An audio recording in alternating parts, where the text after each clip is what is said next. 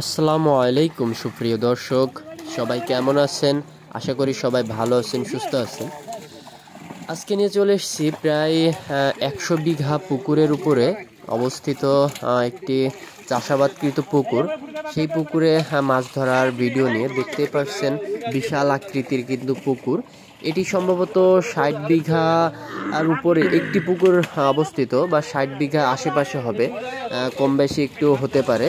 যাই হোক, তবে বিস্তৃত পুকুরে কিন্তু আসলে মাছ কিন্তু প্রচুর আছে। এখানে দেখতে পাচ্ছেন একটি মাত্র ভাগ, জালের একটি মাত্র ভাগে মাছ উঠছে 6 থেকে 7 হাঁড়ি। এক এক হাঁড়িতে কিন্তু মাছের ওজন উঠছে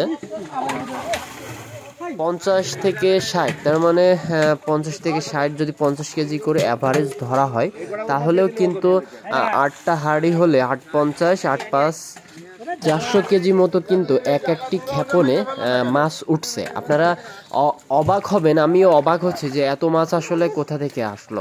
কিন্তু যেহেতু 60 বিঘার উপরে পুকুর, একটি পুকুরই, সেখানে কিন্তু মাছ থাকবে, এটি স্বাভাবিক।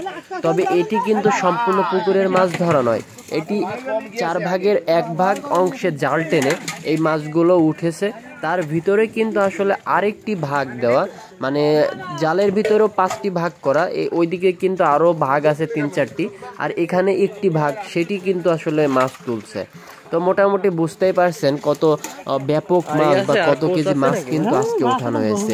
এবং সর্বোচ্চ 4 থেকে 5 কেজি ওজনের কাতল সহ 3 কেজি 2 কেজি ওজনের রুই মাছ, সাথে তেলাপিয়া, পাঙ্গাস, সিলভার, পুঁটি, চিতল সহ কিন্তু বিভিন্ন রকমের মাছ আজকে উঠেছিল। এরকম মাছ ধরা দেখতে যেমন ভালো লাগে, মাছ ধরতে কিন্তু খুবই ভালো লাগে। আজকের ভিডিওটি আপনাদের উদ্দেশ্যে দেখানোর জন্য আসলে এই ঠান্ডা পানির ভিতরেও জেলেরা কিন্তু খুবই স্বাচ্ছন্দ্যে তারা মাছ ধরা কাজ চালিয়ে যাচ্ছে। তাদের কিন্তু মনে হচ্ছে কোনো অসুবিধাই হচ্ছে না, তারা কিন্তু খুব স্বাচ্ছন্দ্য বোধ করছে। আসলে সবকিছু অভ্যাসের দাস বলা যায়। আসলে আপনি যেভাবে অভ্যস্ত হয়ে যাবেন, আপনার জনজীবন কিন্তু সেইভাবেই আসলে ধাবিত হবে। তো এনারা এদের জনজীবন বা এরা অভ্যাসটা এরকম করে ফেলছে, তাতে করে ওদের কিন্তু এই ঠান্ডার ভিতরেও কোনো রকম শীত কাজ করছে না। হয়তো কাজ করছে, কিন্তু অভ্যস্ত একটা বিষয় যে হয়ে গেছে, বা তা ওদের রুজি রিজিক এটি, তাই ওদের কিন্তু এটি করতেই হবে। তো অসম্ভব সুন্দর এই মাছগুলো কিন্তু ওরাই ধরেছিল জাল টেনে, আরও খুবই সকালে নেমেছিল। দেখতে পাচ্ছেন এখনও কিন্তু কুয়াশা কাটেনি, হালকা হালকা কুয়াশা আছে। এরা কিন্তু এই এত বড় পুকুরের 4 ভাগের 1 ভাগ কিন্তু জাল টেনে মাছগুলো ধরতে পেরেছে, এবং অনেক মাছ কিন্তু চলে গেছে বাজারে বিক্রির জন্য।